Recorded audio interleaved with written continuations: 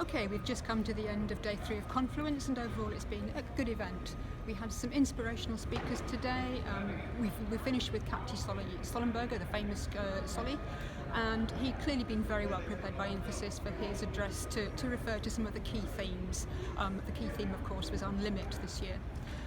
Other inspirational speakers that we had was Amy Mullins, first thing this morning, and the famous Alan Kay, who certainly has left me with a lot to think about, and certainly a book I'm going to read.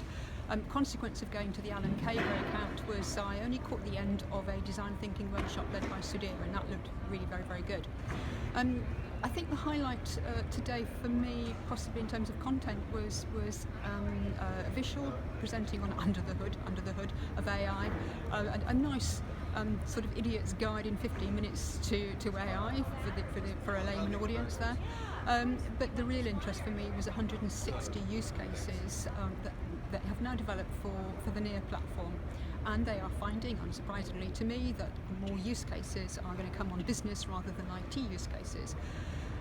If we take a step back, that ability to apply elements from the NEAR platform with design thinking provides potentially a powerful mix for helping clients with not incremental innovation, but really paradigm shift innovation, and could potentially stand Infosys really in good stead for future.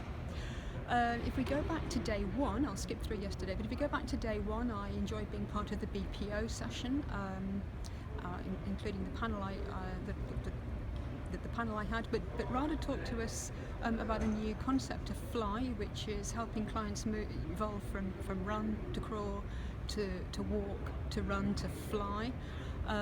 Which to me is indicative of a slightly new way of thinking about, again, paradigm shift innovation.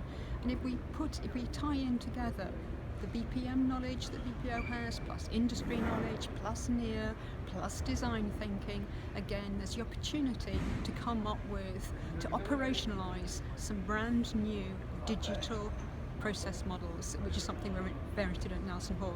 So all in all, quite a lot for me to go away and contemplate about what's been rolled at Infosys Confluence this year, but a fair amount of content. Of course, there was the emphasis on the onshoring the headcount in the US, with 4 new development centres being expanded over the next 2 years, with recruiting 10,000 people. So there's a big thing on talent, local talent development and talent acquisition.